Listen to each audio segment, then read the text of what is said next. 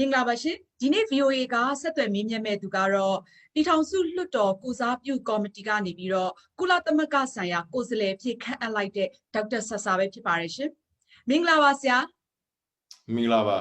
ဟုတ်ကဲ့ဆရာအခုအဲ့ဒါဆိုတော့ဆရာကိုဒီပြည်ထောင်စုလွှတ်တော်ကိုစားပြုကော်မတီကနေပြီးတော့ဒီကုလသမဂ္ဂဆိုင်ရာအထူးကိုယ်စားလှယ်ဖြစ်ပေါ့နော်ဒီဆရာကိုခန့်အပ်လိုက်တဲ့အခါမှာဆရာအခုစပြီးတော့လှုပ်ဆောင်ရမယ့်အခြေအနေတွေကိုပြောပြပါအောင်ရှင်ပထမဆိုတော့ကျွန်တော်တို့မြန်မာနိုင်ငံပြည်သူလူထုကဒီຫນွေဘာလရှိရဲ့2020ရွေးကောက်ပွဲမှာကျေလောက်စွာနဲ့ဒီမိုကရေစီစာချီစာနှုန်းနဲ့ညီတဲ့သူတို့အတွက်ကိုစားပြုမဲ့ကိုယ်စားလှယ်တွေကိုရွေးထားပြီးတာဖြစ်ပါတယ်ဆိုတော့ကျွန်တော်တို့အဲ့ဒီရွေးကောင်းခံ democratically elected by the people of Myanmar for the people of Myanmarသူတို့ကိုကျွန်တော်ကအဆွဲကိုစူးစမ်းပြီးတော့နိုင်ငံတကာနဲ့ကုလသမဂ္ဂမှာအထူးသဖြင့်ကျွန်တော်ကကိုစားပြုသွားမှာဖြစ်ပါတယ်ဆိုတော့ကျွန်တော်ကဒီလူထုကြီး54တလူထုမြန်မာပြည်ကရှိတဲ့လူထုကဒီကိုယ်စားလှယ်400ကျော်ကိုအယုံကြည်ရှိပြီးတော့သူတို့ရဲ့ကိုစားကိုရတည်ဖို့ရအတွက်ရွေးကောင်းတည်မြောက်ထားတာဖြစ်ပါတယ်ဒါကိုကျွန်တော်အနေနဲ့ကတခြားနိုင်ငံမှာရှိတဲ့လွှတ်တော်ကိုယ်စားလှယ်တွေဥပမာအမေရိကန်နိုင်ငံမှာရှိတဲ့ lawmaker တွေလွှတ်တော်ကိုယ်စားလှယ်တွေပေါ့နော်အထက်လွှတ်တော် senator တွေပဲဖြစ်ဖြစ် congressman တွေပဲဖြစ်ဖြစ်ကျွန်တော်ကတော့ door to door သွားပြီးတော့သူတို့နဲ့ပြောသွားမှာဖြစ်ပါတယ်ခင်ဗျားတို့မိဖက်တွေဖြစ်နေဒီမြန်မာပြည်မှာရွေးကောင်းတည်မြောက်ခါထားတဲ့ကိုယ်စားလှယ်တွေကိုဒီဖက်အမေရိကန်နိုင်ငံမှာရွေးကောင်းတည်မြောက်ထားတဲ့ဒီမိုကရေစီစနစ်နဲ့ရွေးကောင်းတည်မြောက်ထားတဲ့ကိုယ်စားလှယ်တွေနဲ့အတူအလုပ်လုပ်ပါသူတို့ကိုအတိအမှပြုပါဆိုတာကျွန်တော်တို့ကတောင်းဆိုသွားမှာဖြစ်ပါတယ်ထို့နည်းတူပဲကျွန်တော်ဒီအင်္ဂလန်နိုင်ငံရဲ့လွှတ်တော်အမတွေလည်းကျွန်တော်ပြောထားပါပြီเนาะလွှတ်တော်ဥက္ကဋ္ဌနဲ့လည်းကျွန်တော်စကားပြောပြီးဖြစ်ပါတယ်ဆိုတော့ကျွန်တော်ဟာအဲ့လိုနဲ့အတိအမှပြုခြင်းကိုနိုင်ငံတကာမှာကျွန်တော်ဟာကုလကမှာတစ်စစ်နော်ရယူတော့ပထမအချက်တော့လို့သွားဖို့ရှိပါတယ်ဟုတ်ကဲ့တစ်ဖက်မှာလည်းကုလသမဂ္ဂမှာကမြန်မာနိုင်ငံဆိုင်ရာတန်ကိုယ်စားလှယ်တွေရှိနေတဲ့ခါကျတော့အခုလိုပြည်ထောင်စုလွှတ်တော်ကိုစားပြုကော်မတီဘက်ကလည်းဒီမြန်မာနိုင်ငံဆိုင်ရာအခုလိုဒေါက်တာဆဆာကိုသူတို့ကိုယ်စားလှယ်အနေနဲ့ထားတဲ့ခါကျတော့ကုလသမဂ္ဂကဘလို့အတိအမှတ်ပြုမယ်လို့ထင်လဲရှင်ဒါတော့သူတို့အတိအမှတ်ပြုတယ်ဖြစ်စေမပြုတယ်ဖြစ်စေကျွန်တော်ကတော့မြန်မာပြည်သူလူထုအတိအမှတ်ပြုတယ်ဒါကတော့ပဲကျွန်တော်လုပ်ချင်တယ်မြန်မာပြည်သူလူထုကအတိအမှတ်ပြုပြီဆိုတော့ဂျာတာတော့ကိစ္စမရှိပါဘူးအဓိကတော့မြန်မာပြည်သူလူထုကအတိအမှတ်ပြုတဲ့ကိုယ်စားလှယ်ဖြစ်ဖို့ရည်ကြည်ပါတယ်အခုကအစိုးရဆိုရဲအာဏာသိမ်းအစိုးရဆိုတော့မြန်မာပြည်သူလူထုကနေပြီးတော့သူတို့ကိုရွေးကောင်းတည်မြောက်ထားတာမဟုတ်ပါဘူးလက်နဲ့အာဏာသိမ်းတယ်ဒါပါပဲเนาะဆိုတော့ကျွန်တော်အနေနဲ့ဒါကတော့ကျွန်တော်ဟာနဲ့ကျွန်တော်သွားမဲ့နီလာနေအများကြီးရှိတယ်နိဗျာတွေဆွဲပြီးပြီ strategy တွေဆွဲပြီးပြီကျွန်တော်တက်ဆိုင်ရာကုလသမဂ္ဂလူကြီးနေလည်းအများကြီးစကားပြောပြီးပြီကျွန်တော်က Toyota နဲ့မလုပ်ပါဘူးဒါကြောင့်မလို့ကျွန်တော်ကမြန်မာပြည်ရဲ့ပြည်သူလူထုကကျွန်တော်ကိုသူတို့ရဲ့ကိုယ်စားလှယ်အဖြစ်နဲ့အတိအမှပြုထားသလိုသူတို့ရွေးကောက်တည်မြောက်ထားတဲ့လွှတ်တော်အမပြည်ထောင်စုလွှတ်တော်အမ400ကျော်ကနော်အတိအမှပြုပြီဆိုတော့ကျွန်တော်မှလိုတော့ပါပဲကြားတာမလိုပါဘူးအဲ့တော့ကုလသမဂ္ဂဘက်ကဒီမြန်မာစစ်ကောင်စီကူဖြစ်လာတာပေါ့နော်သူတို့အာဏာသိမ်းပြီးဖွဲ့လိုက်တော့သူတို့ခေါ်ကြတော့ဒီမြန်မာစစ်အုပ်ချုပ်ရေးကောင်စီပေါ့နော်အဲ့ဒီစစ်ကောင်စီကိုဒီကုလသမဂ္ဂတို့နိုင်ငံတကာတို့ဘက်ကအတိအမှတ်ပြုသလားမပြုသလားဆိုတဲ့အခြေအနေရောဘယ်လိုမြင်ရလဲရှင်ဒါကတော့ကဘာကကျေလောက်ဆိုတာပြောပြီလေကဘာမှာဒီမိုကရေစီနိုင်ငံတစ်ခုလုံးကဒီစစ်ကောင်စီကိုအတိအမှပြုတယ်ဆိုတာတစ်ခုမှဘယ်နိုင်ငံမှမရှိပါဘူးအတိအမှမပြုလို့ကြည့်လို့ဒါခပေးစုမှုတွေကိုလည်းစစ်ကောင်စီအဖွဲ့ဝင်တွေကိုလုံနေတာဖြစ်ပါတယ်ဒါကြောင့်မလို့ဘယ်နိုင်ငံပဲဆိုရမှာနောက်ဆိုပြောရတော့တရုတ်နိုင်ငံတောင်မှသူတို့ပြောပြီလေဒါဒီမြန်မာနိုင်ငံဒီလိုမျိုးကိုကျွန်တော်ဟာမိချီတာမဟုတ်ဘူးဆိုပြီးတော့တရုတ်တောင်မှနော်ပစဖွင့်လာပြောလာပြီလေပြောချင်တာကတော့ဟိုတို့ကတိတ်မပြောတဲ့အင်းကြီးပေါ့နော်ကွာဆိုတော့အခုကတော့နော်စစ်ကောင်စီကအဖွဲ့တွေလည်းနားလည်းတိပြီလို့ထင်တယ်ဆိုတော့ဒီလိုနဲ့တွေးထွဲချင်းတွေပါတယ်အဆိုးဆိုးဝါးဝါမဖြစ်ခင်မှာစစ်ကောင်စီတွေကလည်းပြန်လဲတုတ်တာပြီးတော့ပြန်လဲစစ်စားတင်တယ်သူတို့ကအမှားကြီးကိုမှားခဲ့ပြီဒီလိုလုပ်ဖို့လည်းသူတို့ကမ မျိုးလေးဖို့တင်တယ်ဒီလိုဖြစ်လာမယ်လို့လဲသူတို့ကကြုံတည်ပြီးတော့မတွဲထားဖို့တင်တယ်အခုဆိုတော့လူထုကအိမ်မှာမရှိတော့လူထုကလာပေါ်မှာရောက်နေပြီဆိုတော့ဒါဟာတကယ်အန္တရာယ်လဲများသလိုပြည်သူလူထုအတွက်လဲအန္တရာယ်များသလိုနိုင်ငံဝါဒတွေအတွက်လဲအန္တရာယ်အကြီးကြီးကျယ်ကျယ်ရှိနေသလိုအဲ့လိုစင်ကောင်စီတွေအတွက်လဲတမိုက်ကဒါเนาะသူတို့ကိုဘယ်လိုလဲအရေးယူပြီးအများကြီးနောက်ဆက်တွဲကအများကြီးဖြစ်လာတော့မှာဆိုတော့ဒီလိုအဆိုးဆိုးအဝါကြီးကိုအဖက်ဖက်ကအလွှာအတိတ်ကမဖြစ်ခင်မှာစင်ကောင်စီတွေကလည်းပြန်လေတုတ်တာပြီးတော့သူတို့ကလည်းเนาะစပွဲပေါ်မှာလာတင်တယ်ကျွန်တော်တို့နဲ့လည်းဆွေးနွေးတင်တယ်တိုင်းသားတွေနဲ့လည်းခေါ်တင်တယ်ဒါမှမဟုတ်ပဲနဲ့လက်နဲ့ကိုအားကိုပြီးတော့ဒီလိုအာနာကိုစုကင်နေတွေကတော့မြန်မာပြည်ကြီးကတော့သူတို့ကပျက်စီးတာပဲတွေးလိမ့်မယ်ဘာမှတခုတွေးရှာမရှိဘူးလို့ထင်တယ်ဘရောကျွန်တော်အားလည်းဒီတိုင်းဆက်လက်မှာမဟုတ်ပါဘူးမြန်မာနိုင်ငံတာယုတ်တွေအကုန်လုံးကိုလည်းကျွန်တော်မေတ္တရားခံမှာဖြစ်ပါတယ်မြန်မာနိုင်ငံတာယုတ်လို့ပြောတဲ့အခါမှာနိုင်ငံတကာမှာရှိတဲ့မြန်မာနိုင်ငံတာယုတ်အကုန်လုံးဒီပြည်သူလူထုဘက်မှာရပ်တင်ပါ CDM movement ကိုတာယုတ်တိုင်းမှာလုပ်ပါဒါတော့ခင်ဗျားတို့ CDF movement ကိုလို့ဘာမှဆူဆရာမရှိပါဘူးဒါကြောင့်မလို့ကျွန်တော်အနေနဲ့အခုဆိုရင်ဗြိတိရှလွှတ်တော်ကိုလည်းတိုက်ပြီးထားပြီးဗြိတိရှလွှတ်တော်မှာတစီ European Union လည်းတိုက်ပြီးထားပြီးတော့ဗြိတိရှလွှတ်တော်နဲ့အမေရိကန်လွှတ်တော်ဒီမှာတစီကျွန်တော်ဟာနဲ့ကျွန်တော် channel နဲ့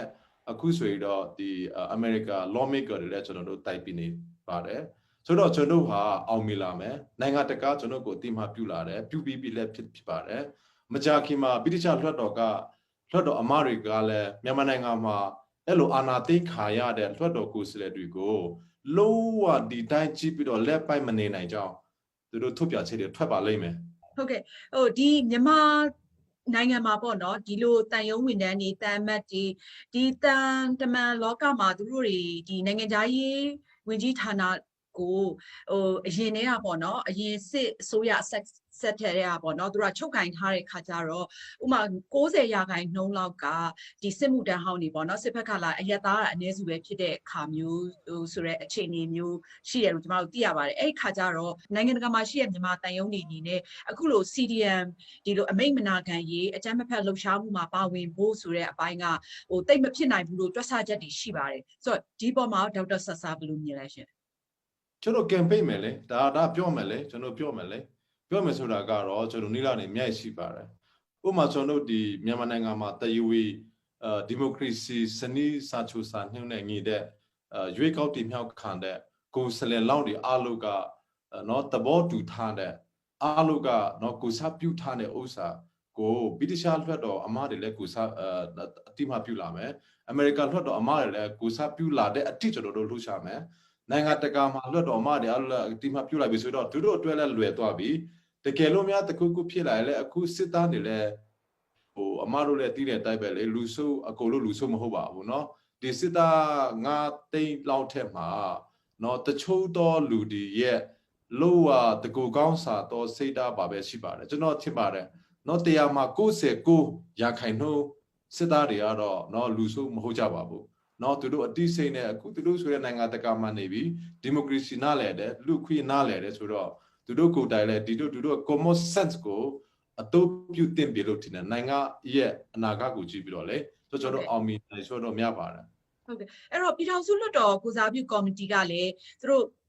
ထုတ်ပြန်ထားတာရှိပါတယ်အဲ့လို CDM လှုပ်ရှားမှုမှာပါဝင်တဲ့ campaign မှာပါဝင်တဲ့ဒီဝန်ထမ်းတွေပေါ့နော်အစိုးရဝန်ထမ်းတွေအတွက်ကိုသူတို့ပြန်ပြီးတော့အာမခံတာမျိုးပေါ့နော်ဒီပါဝင်တဲ့ဝန်ထမ်းတွေနဲ့ပတ်သက်ပြီးတော့သူတို့အာမခံချက်ပေးတာမျိုးတွေသူတို့ထုတ်ပြန်ထားတာရှိပါတယ်အဲ့တော့ဒီလိုမျိုးပြည်ထောင်စုလွှတ်တော်ကနေပြီးတော့ဝန်ထမ်းတွေကိုအကာအကွယ်ပေးမယ်ဆိုတဲ့ထုတ်ပြန်ချက်ကဒီတန်ယုံတွေပေါ့နော်နိုင်ငံတကာမှာရှိတဲ့မြန်မာတန်ယုံဝန်ထမ်းတွေပေါ့တက်ရောက်မှုရှိနိုင်မှာရှင်ရှိမှာပေါ့ဘာလို့မရှိရမှာလဲအမှန်ဒါကတော့လောလောလေးပဲလေကျွန်တော် civilian government တက်လာပြီဆိုရင်ကျွန်တော်အနေနဲ့ဒီ civilian government ကဒီအဲ့ဒီမှာ CDM မှာပါဝင်တဲ့လူတွေကသူရဲ့ကောင်းနေလေဘာလို့သူတို့ကိုလောကထွေးရမှာလဲသူတို့ကိုတော့ကျွန်တော်ကတော့သူတို့ကိုတော့သူရဲ့ကောင်းဘွဲတွေပေးတင်တယ်လေအဲ့တော့ဒီလောက်အထိတာတိရှိရှိနဲ့နိုင်ငံရဲ့အနာဂတ်ကိုကြည့်ပြီးတော့လူတူတယောက်ရဲ့ဟိုဘက်က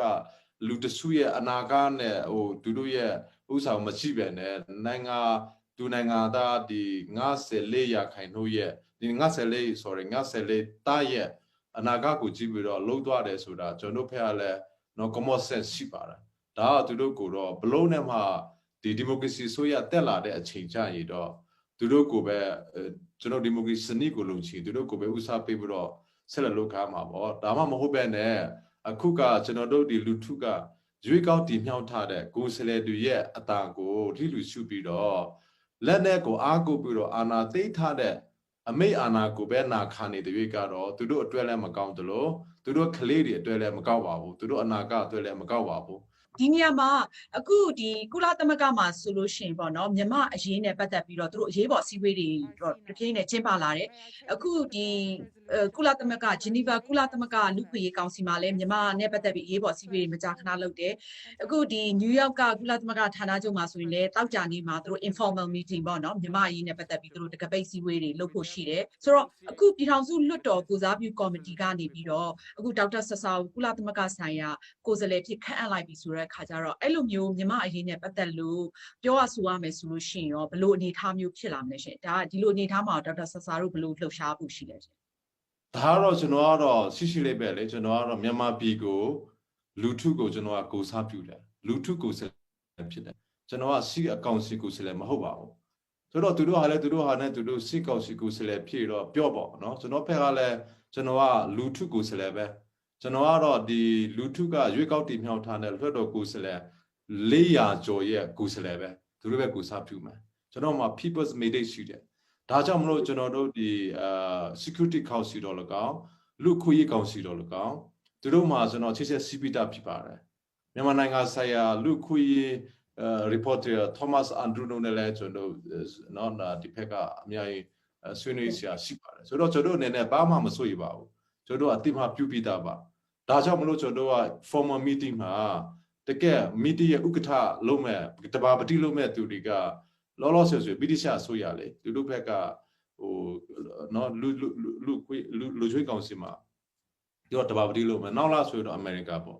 ဆိုတော့တဘာပတိကနေပြီးတော့ကျွန်တော်ကိုစကားပြောခွင့်ပေးတော့ကျွန်တော်ပြောမယ်လေဒါဘာမှကျွန်တော်လူတတ်တာမဟုတ်ဘူးလေကျွန်တော်စကားပြောတာပဲလေကျွန်တော်ဘာမှအကြဖက်တာမဟုတ်ဘူးလေဒါကြောင့်မလို့ဒါကတော့ကျွန်တော်ဟာနဲ့ကျွန်တော်နိလာရှာမယ်ဒါကတော့ဘသူကူညီမှကျွန်တော်မလိုပါဘူးသူတို့နော်ဟိုဘက်ကအကူကြီးဘာမှထောက်ခါစားတွေပါတယ်မလိုပါဘူးဒါကျွန်တော်ဟာနဲ့ကျွန်တော်နီလာရှိပိတာဖြစ်ပါတယ်အဲ့ဒီခါမှာဒီကုလသမဂ္ဂတို့နိုင်ငံတကာအတိုင်းဝိုင်းတို့ရဲ့အတိမတ်ပြုမပြုဘယ်ဘက်ကိုအတိမတ်ပြုမလဲဆိုတဲ့ရက်တီချက်ကရောဘယ်လောက်ထိအရေးပါလဲရှင်ဒါကတော့ကျွန်တော်တို့ကတကယ်လားဆိုတော့ဘယ်နိုင်ငံတကာဒီဘယ်အစိုးရမှခုနလိုမြန်မာနိုင်ငံစီကောင်စီကိုအတိမတ်ပြုတဲ့အစိုးရကျွန်တော်လောလောဆယ်ကဘာမှာရှိတဲ့နိုင်ငံ200ကျော်မှာလေဒီစီကောင်စီရဲ့အစိုးရကိုအတိမပြုပါတယ်လို့ထုတ်ပြခြင်းကချက်ထုတ်တဲ့အစိုးရတစ်ခုမှကျွန်တော်မတွေ့သေးပါဘူးเนาะကျွန်တော်မတွေ့သေးပါဘူးဒီနေ့အထိပေါ့ဒါကြောင့်မလို့အခုကဆိုတော့ကဘာကြီးကကျွန်တော်ဘက်မှာရပ်တင်နေဆိုတာကိုလည်းမြန်မာပြည်သူလူထုတွေကိုတိစေချင်တယ်ကျွန်တော်တို့ကလည်းအစ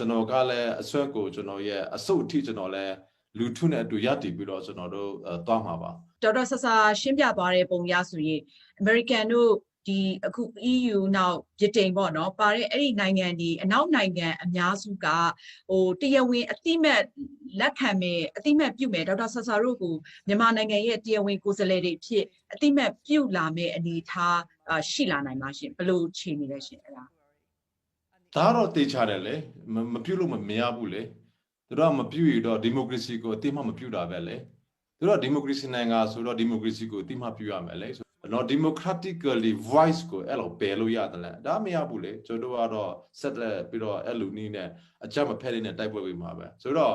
သူတို့ကဖက်ကတော့ကျွန်တော်တော့အများကြီးပြောချင်မလို့မနေ့ကကျွန်တော်တို့ထွက်တော့ဥက္ကဋ္ဌတွေနဲ့ကျွန်တော်စကားပြောတယ်နော်ဗြိတိရှထွက်တော့ဥက္ကဋ္ဌတချို့နဲ့ပေါ့နော်ပြီးတော့ကျွန်တော်တို့ထွက်တော့မှလည်းပြောတယ်အကိုတို့ကုလသမဂ္ဂလူကြီးတချို့နဲ့လည်းကျွန်တော်ပြောပြီးပြီနော်သူတို့ကတော့နားလည်တယ်အကိုလို့ကျွန်တော်ဘာလုပ်နေတယ်လဲဒါကျွန်တော်တစ်ခုနှစ်ခုပြောတော့ねသူတို့အသိနားလည်ပြီဟိုမြန်မာတယုံတွေရဲ့အနေထားရောဘယ်လိုဖြစ်လာနိုင်မလဲရှင်တကယ်လို့ဥမာဒေါက်တာဆဆာကိုဥမာသူတို့ဒီမြန်မာနိုင်ငံရဲ့ဒီပြည်ထောင်စုလွှတ်တော်ကိုစားပြုကော်မတီရဲ့ကုလသမဂ္ဂကိုယ်စားလှယ်ဖြစ်လက်ခံလိုက်မယ်ဆိုရင်တစ်ဖက်မှာလည်းမြန်မာကုလသမဂ္ဂဆိုင်ရာဒီတန်မတ်တွေလည်းရှိနေတော့သူတို့အနေထားရောဘယ်လိုဖြစ်သွားနိုင်မလဲသူတို့ဟာလဲ CDM ကိုလုံးတင်တယ်လို့ကျွန်တော်ကတော့အကြံပြုထားတယ်လေနော်ဒီတိုင်းပဲနေတော့သူတို့တွေ့ဟာလဲဟိုမရောက်ဒီမရောက်ဖြစ်ပြီးတော့ ဆုချက်ခတ်ကုန်မှာပဲလေဒါကြောင့်မလို့ကျွန်တော်ပြောနေတာကကျွန်တော်နဲ့အများစုပေါ်လိုက်ပါလို့ဘာဖြစ်လို့ကျွန်တော်ကပညာတတ်တွေပဲမဟုတ်ဘူးလားအနောက်နိုင်ငံလဲကိုလို့ခင်ဗျားတို့အနောက်နိုင်ငံမှာတာတမာလောကမှာခင်ဗျားတို့ကြီးထွားပြီးပြီလေဒါအဲ့လောက်ခက်တာမှမဟုတ်တာဒီမိုကရေစီနိုင်ငံမှာနေပြီးသားတာတမာတွေအားလုံးကတော့နားလည်လောက်တယ်လို့ထင်တယ်ဆိုတော့ကျွန်တော်ကပြောက်ရတော့ချက်ချင်းပဲအဲ့ဒီတာရုပ်တွေကိုတော့ကျွန်တော်တာရုပ်အဖြစ်နဲ့ပြောက်လိုက်မယ်ပြီးသွားပြီကျွန်တော်တို့ကအဲ့ဒီမှာအမေရိကဆွေးရနဲ့ဆွေးနွေးမယ်ဗြိတိရှဆွေးရနဲ့ဆွေးနွေးမယ်ဒါကတော့ဒီလိုတာရုပ်ဖြစ်နေတယ်ဆိုတော့ကျွန်တော်ကဒီလိုတာရုပ်ဖြစ်နေဆိုလက်ခါပေးပါဒါပဲလေကိုအတီးစိမ့်နဲ့ CDM ကိုလို့ပါဥမာမြန်မာနိုင်ငံဆိုင်ရာကုလသမဂ္ဂလူကြီးလဲဒီ CDM ကို join ပါเนาะကဲ CDM join လို့ဘာမှမချုပ်ပါဘူးနိုင်ငံပူတော့တန်တဲ့အခုဒေါက်တာဆဆာဆိုရင်ဒီချင်းလူမျိုးတအုပ်အနေနဲ့ပေါ့နော်ချင်းလူငယ်တအုပ်အနေနဲ့ရောဒီနိုင်ငံတကာမှာပညာချက်အနေနဲ့ဒီချင်းပညာချက်တအုပ်အနေနဲ့လည်းတကယ်ကိုထူးထူးဖောက်ဖောက်ဆောင်ရွက်တာတွေလည်းရှိတယ်လို့နောက်ဒီချင်းပြည်နယ်တိုးတက်ရေးနောက်ချင်းလူမျိုးတွေတိုးတက်ရေးမှာလည်းချင်းပြည်နယ်ကိုပြန်ပြီးတော့ဟိုဒေါက်တာဆဆာကိုယ်တိုင်ဦးဆောင်ပြီးတော့ဒီတိုးတက်ရေးဖွံ့ဖြိုးတိုးတက်ရေးလုပ်ငန်းတွေစီမံကိန်းတွေမှာလှုပ်ရှားတာလည်းတွေ့ရပါတယ်အဲ့တော့ဟိုဒေါက်တာဆဆာအနေနဲ့ပေါ့အခုလိုပါဝင်လာတဲ့အကြောင်းရင်းနောက်ခံပေါ့နော်ဒေါက်တာဆဆာအကြောင်းကိုဟိုမိတ်ဆက်ပေးပါအောင်ပြောပြပါအောင်ရှင်အမကျွန်တော်ကတကယ်စီရသားတွေပါကျွန်တော်ကတောသားတွေပါကျွန်တော်ကတော့တောလို့ပြောတဲ့ခါမှာတော့မှဟိုကျွန်တော်မှတ်မိသေးပါတယ်ငငယ်တော့ပေါ့နော်ကျွန်တော်10နှစ်လောက်လာတော့မသိဘူးသူတို့ဘောက်ဘီတစ်ထဲပဲရှိပါတယ်ကျွန်တော်ကတော့အဖွားနဲ့အေးပြီးတော့အဲ့လိုစောက်တစ်ထဲကိုဖွားနဲ့ချုပ်ပြီးတော့ညမှာဆိုတော့လေတိုက်လို့ဝါအိမ်မှာအေးတယ်ကျွန်တော်ငငယ်တော့ဝါအိမ်တွေပဲရှိတယ်ဆိုတော့လေနော်အဲ့လောက်ထိကျွန်တော်ကဒီလေတိုက်တာတော့မှညတကောက်ရမှာခန္ဓာကိုယ်ခါစားနေရတဲ့လူတွေပါအဲ့လိုနဲ့ကျွန်တော်ကဟိုပါเนาะကျွန်တော်တကယ်ဝမ်းနေတာကတော့ကျွန်တော်ရွာမှာကလေးမမွေးနိုင်လို့ဟိုအမေကြီးရဲ့မိတ်ဆွေကြီးတယောက်က4ရက်5ရက်လောက်အဲ့လိုကြာခဲ့ပါတယ်အမေရဲ့သူမိတ်ဆွေတွေကလည်းသူတကွာလာပြီးတော့ကူညီဖို့ကြိုးစားခဲ့ရှာတယ်ဒါပေမဲ့လည်းစိတ်ကိုလည်းအဲ့ဒီမှာเนาะအဲ့လိုကူတာဖို့အဲ့လိုဘိုက်ကိုခွဲဖို့ပိုင်ရမရှိဘူးဆိုတော့နော်အဲ့လိုပဲလောကနော်အော်ဟီပြီးတော့ဟိုကျွန်တော်လောက memory ထားနေတာ delete မလုပ်နိုင်ဘူးအဲ့လိုတကက်ဝေဒနာသူတို့ခါစားတော့အမေရဲ့တည်တယ်ကလေးလေးတည်တယ်အဲ့ဒါကျွန်တော်တွေ့ရတယ်ပြီးတော့လဲဒီနေ့ကျရတော့ဟိုဒီနော်မိသားစုတစုထက်ကပေါ့နော်ကျွန်တော်ရဲ့ငယ်တငယ်စီ2ယောက်ကမနေ့မှ1ယောက်နေ့လယ်မှ1ယောက်ညနေမှ1ယောက်ဝတ်ရှဝပြန်နဲ့တည်ခဲ့တာကိုလည်းကျွန်တော်ကြုံခဲ့ပါတာအဲ့လိုလူ1ယောက်မှအဲ့လိုမကြိုတော့အောင်ကိုလည်းကျွန်တော်ဆုတောက်ပါတယ်အဲ့လိုဂျိုခဲလို့ကပဲကျွန်တော်လည်းဆရာဝန်ဖြစ်နိုင်အောင်ကြိုးစားပါမယ်ဆိုပြီးတော့ကျွန်တော်ရန်ကုန်လာခဲ့တယ်ရန်ကုန်ရောက်တာဟာလည်း2ပတ်လောက်ကြာတယ်ကျွန်တော်တော်ဝါနဲ့ခြေချီနဲ့ရှောက်မလွယ်ဘူးအဲ့လိုနဲ့ရန်ကုန်မှာလည်းရုပ်ကခဲ့ရပါတယ်ဆရာတဲ့နဲ့အဲ့လိုနဲ့ကျွန်တော်တို့နောက်ဆုံးကြတော့90ခုမှာအဲ့လိုကျောင်းသားအရေးခိတခုပေါ်လာတော့လေအခုတလို့စစ်သားတွေကကျောင်းကိုလိုပြပေးပြီးတော့90ခုကနေ90ခုအထိပေးတော့ကျွန်တော်လည်းတက်ကတူတက်ခွင့်မရခဲ့ပြဘူးရွာကိုပြလာပြီးတော့ခြေကြီးနဲ့အဲ့လိုနဲ့ကျွန်တော်တို့ကခက်ခဲများကြိုပြီးတော့လေရွာမှာရောက်တော့အဲ့ဒီမှာကျောင်းဆရာမကလိုလောက်တာမရှိဘူးကျွန်တော်2နှစ်လောက်အပ်ပေးပြီးတော့ဆရာလုပ်ခဲ့တယ်ကျွန်တော်တချို့ကျွန်တော်ရဲ့ကျောင်းသားတွေဆိုကျွန်တော်ထက်အသေးချင်းတယ်ကျွန်တော်ကသူတို့ထက်ငယ်တယ်ဒါပေမဲ့ကျွန်တော်အရာကိုမှ10တာအောင်လို့ဗမာစကားလည်းနည်းနည်းပါရလာတာပေါ့နော်အဲ့လိုနဲ့ကျွန်တော်ပညာ debate ခဲ့တယ်အဲ့မှာ10တာလည်းတော်တော်များများအောင်ခဲ့ပါတယ်အဲ့လိုနဲ့ကျွန်တော်တို့ကအဲ့လိုဆက်လက်ဖြစ်နေတော့ကြောက်လည်းမဖွင့်ဘူးဖြစ်နေတော့ကျွန်တော်အောင်းလာနေပြီးတော့ကိုချက်the way တွေနော်စိတ်တွေကိုထပ်ပြီးတော့နေစားမှာရှိတဲ့ idea ရွာလေးတွေကိုကျွန်တော်ချက် the way တွေတွားရောက်ပါတယ်ချစ်ချင်းနဲ့အဲ့လိုနဲ့ပိုက်ဆံနည်းနည်းရတဲ့အခါမှာကံကောက်စွာနဲ့ကျွန်တော်အဲ့လို quality တက်ခွင့်ရခဲ့ပါတယ် idea နိုင်ငံမှာအဲ့လိုနောက်ဆုံးကြရတော့အဲ့လို quality နဲ့ကျွန်တော်စိတ်တက်ကတူတက်ခွင့်ရခဲ့ပြီးတော့အမေးနီးယားနိုင်ငံကိုလာတယ်အမေးနီးယားနိုင်ငံမှာကျွန်တော်စိတ်တက်ကတူတက်ရခဲ့တယ်အဲ့မှာ9နှစ်စိတ်တက်ကတူတက်တဲ့အချိန်မှာကာကောင်းချင်တော့ဗြိတိရှလွှတ်တော်နဲ့ AC မီတာဝေလာမီတာ charge မီတာတို့ပေါ့နော်ဒီဒိုမီတာစုကကျွန်တော်ကိုစိတ်ဝီစားလာတယ်အဲ့လိုနဲ့အမျိုးတကယ်အောက်ဖွေရာတွေဖြစ်ပြီးတော့အဲ့လိုနဲ့ကျွန်တော်2009မှာစိတ်တက်ကတူနဲ့ပြီးသွားပါတယ်ဒါပေမဲ့2009မှာဝါအတီးတီးပြီးတော့ဝါတည်တယ်လူကစားရှာမရှိတော့ဘူးတောက်ရတဲ့ကိုလိုပြတ်သွားတယ်အဲ့ချိန်မှာကျွန်တော်တို့ပိတိရှအစိုးရအကူအညီကိုကျွန်တော်ကဒီလွှတ်တော်ဥက္ကဋ္ဌတွေမှတစ်စစ်ကျွန်တော်ခင်မိခဲ့တဲ့သူတွေမှတစ်စစ်ကူညီတောက်ပြီးတော့ ရှိပင်တော့ပိုက်တစ်ခုလို့အတွက်ကိုကျွန်တော်ကစာနာရိတ်ခ6လစာကဘာကူလက်တမက်ကမှတစ်စစ်ပိရိရှဆူရငွေကိုတုတ်ပြီးတော့ WFP UNDP တွေနဲ့အတူဒီရာကုန်မှာရှိတဲ့ပိရိရှတာယိုအဲ့လိုနဲ့ကျွန်တော်ကဆောင်ရွက်ပေးနိုင်ခဲ့ပါတယ်ဒါအပြင်ကျွန်တော်ကဒီအဲ့လို9 mois ခေါပါချင်း2000ကနေပြီးတော့2009အထိလုပ်ခဲ့ပါတယ်ပြီးတော့ဆက်လက်2009ကနေပြီးတော့2010နှစ်အထိပေါ့နော်ကျွန်တော်ကျမရေးပညာကိုပေးခဲ့ပါတယ်ဒါမှရွာတွေမှာအမျိုးသမီးတယောက်အမျိုးသားတယောက်ကိုခေါ်ပြီးတော့အဲ့လိုအခမဲ့နဲ့ကျွန်တော်ပညာတည်ပေးပြီးတော့သူတို့ကိုရွာမှာဖြန့်လာတဲ့သူရှိတဲ့အခါမှာသူတို့ကဒီအခြေခံစကူတာမှုတွေပြုနိုင်အောင်စေဥတူနာပြုတွေလုပ်နိုင်အောင်ကျွန်တော်ကျေးရွာ900ကျော်ကနေပြီးတော့လူ1000ကျော်ကိုကျွန်တော်ဒီနေ့ထိဆိုတော့ဒေတာပေးခဲ့ပြီးပါပြီသူတို့ကလည်းဘလို့ကလေးမွေးမလဲရွာမှာတော့မရဲ့သူတို့ကဒီစိတ်ဝလည်းမရှိရှာမနော်နတ်မမရှိဆိုတော့သူတို့ကိုပဲအကူနေရပါတယ်ဒီနေ့ထိပေါ့လေဆိုတော့အဲ့လိုတဲ့ချစ်ပင်နယ်မှာလည်းအခုနဒီဟာခါမှာ2015မှာ road town ကပြုတ်ပြီးတော့အဲ့မှာလူ6000ကျော်ကအိုးမဲအိမ်မဲဖြစ်လာတဲ့ချိန်မှာလည်းကျွန်တော်မျိုးဒီလူစေဝါအဖြစ်တော့လကောက်စာနာရိတ်ခါတော့လကောက်ကျွန်တော်ကူညီနိုင်ခဲ့ပါတယ်ပြီးတော့2019မှာလည်း H1N1 ယောဂါ4ဖြစ်လာတော့အဲ့ဒီကယောဂါဖြစ်နေတဲ့အချိန်မှာလည်းကျွန်တော်အင်္ဂလန်နိုင်ငံမှာရှိတဲ့ဒီ face mask N95 ဒီကိုနော်9သိန်းကျော်